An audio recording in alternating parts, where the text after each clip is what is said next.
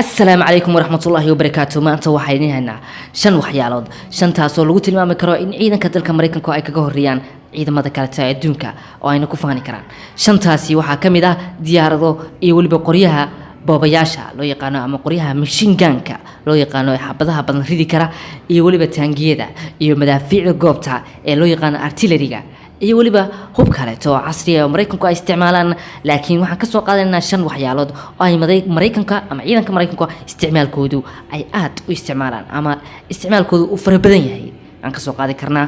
waxaana kaalmaha koowaad iyo labaad iyo saddexaad aan isku xijin doona sida ay isku xigaan ku soo dhawaada mawduucan numberka koowaad dan soo qaadana waa diyaaradda lagu magacaabo AH-64 Apache diyaaradana ku nooca qumaatiga u kaca loo yaqaan helicopterka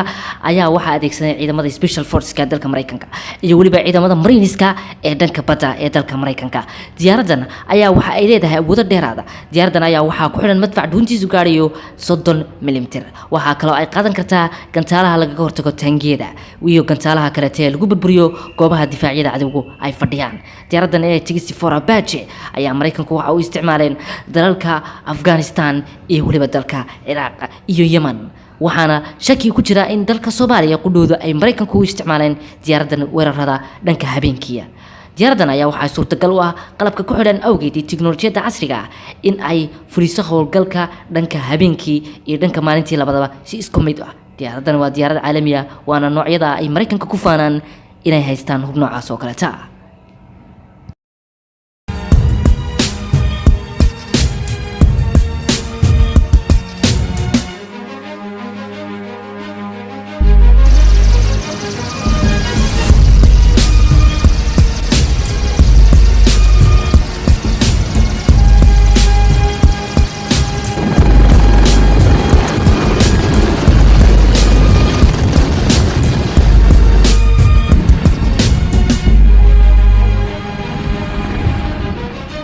numberka labaad waxa ku jira M1 Abrams ama taangiga loo yaqaan Ma/2 Abrams taangigan ayaa waxa uu kamid yahay taangiyada casriga ah ee dalka Mareykanku isticmaalaan waana taangi aad u horumarsan taangigan ayaa xawaarihiisu waxa uu gaari karaa 40 mayl halkii saacba inuu jaro waxaana culeyskiisa oo dhan macal wuxuu wato la isku daray ay dhan yihiin 60 tan taangigan M1 Abrams ayaa wuxuu ka qayb galay dagaal fara badan oo ay kamid tahay dagaalkii Ciraaq lagu qaaday iyo waliba dagaal fara badan oo dagaalkii qababa uu kamid yahay Mareykanka iyo midowga Soviyetka iyo waliba dalalka kale ee NATO ay isku jireen xilliyada dhexe taangigan M1 Abrams ayaa waxa lagu tilmaamaa inuu yahay taangiyada ugu casrisan ee caalamku adeegsado sanadahan dambe taangigan M1 Abrams kaliya maaha waxa kale oo uu isticmaali karaa ama ku xidhmi karaa naafiic dhuuntoodu ay gaari karto ilaa 21 mm iyo waliba ilaa madaafiic dhuuntoodu 27 mm ay gaari karto kuwaas oo madaafiicda dhanka lidka diyaaradaha iyo waliba madaafiicda dhanka la dagaalanka burburinta difaacyada goobaha cadawga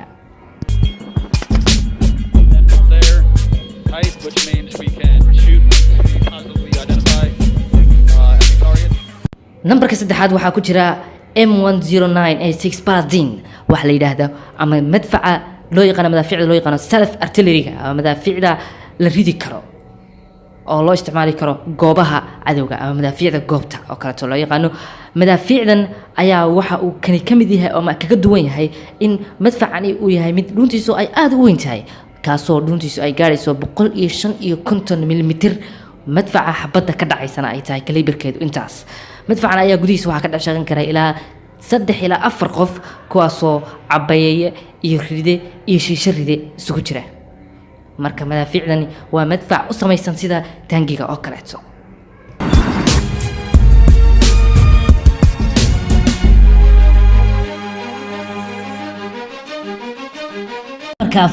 numberka afraad waxa ku jira TOW anti-tank missile gantaalka loo yaqaan ama madfaca loo yaqaan TOW anti-tank oo looga hortago taangiyada madfacan ayaa waxa uu ka hortagi karaa taangiyada waana madfac la kalibar ah madfaca ay Russia soo saarto la yiraahdo 106 ama janta say loo yaqaan madfacan ayaa waxa uu laakiin kaga duwan yahay inuu yahay missile ama gantaal aad u xawaaro badan kaasoo lagu liishaami karo taangiyada gubina kara burburina kara isagoo loo isticmaali karo qalab casri ah iyadoo ninka ridayana uu ku jiro gudaha iyo banaanka labadaba gudahana waa laga ridi karaa banaankana waa laga ridi karaa oo loo isticmaali karaa labadaba waxaana kaleeto loo isticmaali karaa in gaariga laga furo oo dhulka la dhigo iyo weliba in gaariga soo ku xiran la rido labadaba madfacan ayaa waxaa loo isticmaalay dagaalo ay ka mid yihiin dagaalka Syria ee dowladda Islaamka la weerarayay iyo dagaaladii Ciraaq iyo Afghanistan labadaba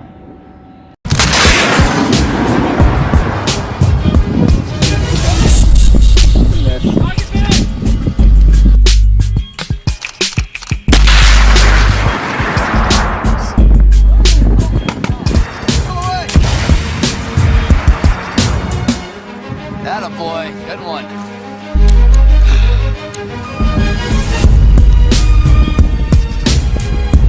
numberka shanaad ayaa waxaa ku jira qoriga loo yaqaano M2.50 caliber machine gun ama qoriga Soomaalidu u taqaano Brown 50ga qorigan ayaa waxa uu kamid yahay qoryaha dalka Mareykanka ciidamadiisu ay ku xisaabtamaan oo ay ku tashadaan qorigan ayaa waxa uu qoryaha kale dheeryahay in uu ka dhex bixi karo ama uu daloolin karo meelaha aadka u adag ee shubka iyo waxyaalaha la midka ah qorigana ayaa qoryaha Mareykanku ay ku xisaabtamaan waxa uu ka jiraa kaalimaha ugu sareeya kaasoo ciidanka Mareykanku ay isticmaalaan waxa kale oo isticmaala ciidamada ay kamid yihiin sida ciidanka Ingiriiska iyo ciidanka Faransiiska ciidanka dowladda Israa'iil iyo waliba ciidanka dowladaha Carabta sida boqortooyada Saudi Arabia iyo Emirates ama UAE